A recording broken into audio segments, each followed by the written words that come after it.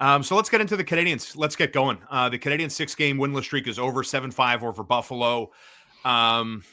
Before we get into goaltending, veteran presence, veteran production, walk me through what was going through your head watching the Montreal Canadiens get kind of steamrolled. Man, they'd given up 6 goals against 3 times, 7 goals against once, an 8-goal against performance also once. I mean, this team has just been getting caved in metrically across the board. What was going through your mind watching this team struggle to entertain and leave a game with a point at least? You begin when you watch these games, and the Canadiens are last in the league in goals against, 67 goals against in 16 games. And what is almost jarring is that the Sabres are second, same amount of games, but they're 14 goals back in goals against. They're 53. That tells you very compelling story. The Habs goal differential is -21. At least with the Sabres, the goal differential is +2. Canadiens are bottom third in the league in goals for at 46 goals. When you watch this team play, we understand that they're in a rebuild. There are people who are saying they want Marty St. Louis fired. And I say that's absolutely nuts. And it's crazy because we have to understand the team we're looking at. This is a team that really is very weak up the middle. The D-core is not only relatively young, but and inexperienced, but also just not very good. There's not a lot of ability and talent on this team. The goaltending is average, although I will qualify it by saying that with Montembeault, at least, lots of quality scoring chances. This is a story we've seen year after year after year.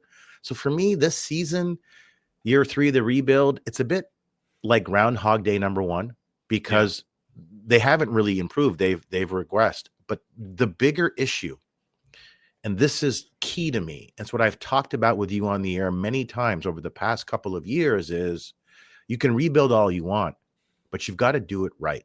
And it's an open question as whether the Montreal Canadiens have the right players. It's not an indictment of the Montreal Canadiens management regime of Corton and Hughes.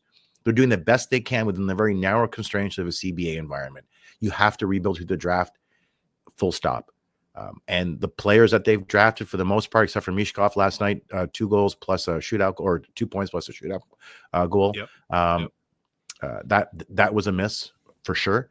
But they've done a reasonably good job. I think we can be openly critical. And the draft is tough as it is, and I think they've drafted good players. And Slafkovsky looks like that was the right choice. But is the roster, is it good enough? Is it going to be good enough to sustain long-term success? And it's an open question, Sean. I don't know. It's a small team. It's a bit soft. And man, on D, they suck. Yeah, it's definitely a work in progress in real time, like learning the job while actually doing the job. And, if I guess riff off your answer, are there too many variables, too many unknowns, undiscovereds, like Kirby Dach, for example, who is traded for as a 3rd overall pick in 2019, was brought here to, I don't know, compete with Suzuki, if not play behind Suzuki on the depth chart down the middle. He's been a winger for the better part of 2 weeks now. Looking at the depth chart beyond that, when you look at aging veterans, Yoel Armia up and down the lineup card, Christian Dvorak trying to find some semblance of a hockey identity. Brendan Gallagher, who we're going to talk about in a few minutes, is on fire. He's on pace for 36 goals this season, Brendan Gallagher. So, I mean, is this just the natural course of things for a rebuilding team into year 3, that you have veterans playing on expiring contracts where the production is limited at best, and you're waiting in time for the next wave of players that are coming? Because you and I both know the heart of the rebuild exists in Juraj Slafkovsky, in David Reinbacher, in Ivan Demidov, and then I guess down the list is Jacob Fowler in Boston College, who's 7-1 with 3 shutouts in his last 8 starts. So, like, is this just maybe the natural Gage as progression? well? I don't know. Maybe Michael Hage. That's a great answer. Yeah, Hage. Sorry, Hage. Is this just the natural progression of a team that's really, really rebuilding? You're just waiting for the older guys on fat, pay-me contracts to kind of run out. And that a year from now, Eric, when you and I are here on November 12th recording in 2025, the Canadiens aren't going to be nearly as bad as they've been through the first 15 or 16 games here. It's a concern that Gallagher is one of the Canadiens' best players. It's the wild. Other players are not really emerging. Yeah. I joked a while ago. This was maybe 2 years into Hughes and Gordon taking over the Habs, that they like to go to garage sales. They pick up Kirby Dach, they pick up Alex Newhook. I get Dach was 3rd overall. Newhook was 16th overall. Yeah, he went right both after Caulfield. first round picks. Yeah, went after Caulfield. And I get that. But in a CBA environment, teams hang on to players that they value. Doc was not valued. Newhook was not valued. And I wonder if we're kind of seeing that borne out here. Newhook he's energetic, he's fast, he's quick, but there's a clear ceiling. Kirby Doc, got to give him more time. But, is this a situation where he's not, a top line centerman? It's probably the answer to that is, yeah, he's not that. He's maybe a second line winger. He's a complementary piece. These teams that draft those players know those players really well, right? And outside of Cam Neely, who gets traded from the Canucks to the Bruins, oftentimes when those first round picks get traded, you have to ask yourself, okay, well, they know him really well inside out. They're not stupid. Are they making a decision they believe is reasonable in the circumstances? And it may well be. I think of when the 49ers traded those 3 draft picks to get that quarterback, Trey Lance, right? Yep. They got Trey Lance into the building and they go, oops, like right away, we made a mistake. And they ship him out, give up 3 first-round picks. That was an insane amount of draft capital to give up.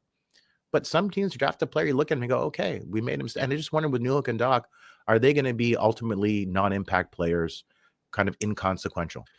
So is that then? So I'm glad you brought that up, because if we go back and, over the course of the 3 years of the Hughes, Gorton, Molson, here we are, we're rebuilding. It's not a reset. It's not a retool. It's not any other word other than here it is in plain English, we're rebuilding. That Ken Hughes had a vision, tried to execute on that vision. And can we say today that there was some mistakes in what he thought was going to happen in looking at Kirby Doc as perhaps an expedited way to get out of this rebuild, giving up Lehkonen to Colorado to get Alex Newhook here, right? Because remember this thing about Alex Newhook, that he felt underutilized in Colorado. He felt playing behind Nate McKinnon and Landeskog and all the talent they have in Colorado, that he wasn't getting what he felt was the proper amount of ice time, that he felt his skill set was a lot better and he was just drowned because teammates and depth chart. So Ken Hughes, I guess, recognized that. This is just my interpretation of it all. And he wants to hurry up this rebuild. And so he goes and gets Doc. He goes out and gets Alex Newhook. And here we are now in year 3 of the rebuild, wondering if these pieces are going to be important for the Canadiens in a couple of years from now. I mean, is it too early to pull the chute and say about Ken Hughes' decision regarding those 2 guys that, well, I can respect the vision and the guts to maybe try for it, but it hasn't worked. It's reasonable to assess and examine the moves that they've made. And when it comes to Kirby Doc, when it comes to Alex Newhook, Al Newhook and Doc, open questions whether those were good ads. Matheson, I think, was a good trade, but I didn't like Justin Barron. I still don't. I'm not a fan. I get people think, oh, it looks a bit like Malakoff, a smooth skater. I'll never forget his very first game. He looked visibly nervous. And that's a personality trait. He looked completely ineffective. That will haunt me for the rest of my life. Watching those first games he played, that doesn't seem to have been a good trade. So those 3 guys, it's an open question as to whether they have enough value on a good team that wants to sustain success long term. And I think, Sean, any examination, I won't say criticism, but any examination of the moves that have been made are eminently reasonable. You have to do that. There have been some good moves. I like the Matheson move. That was really good to get rid of Petrie. I don't know what Petrie is doing now, but Matheson, despite the criticism, I think has been a really important part of this team. And it was a big part of the offense last year as well. So that's a good move. I like some of the draft picks. I don't like some of the draft picks. That's going to happen when you're building a team. But again, the hard part is because of the salary cap, it's really tough to rebuild effectively, quickly, with a level of certainty that you will achieve what you want to achieve. And that, to me, is the biggest failure of the CBA. The Sabres are having issues. The Red Wings are having issues. It seems like more teams than not that rebuild fail.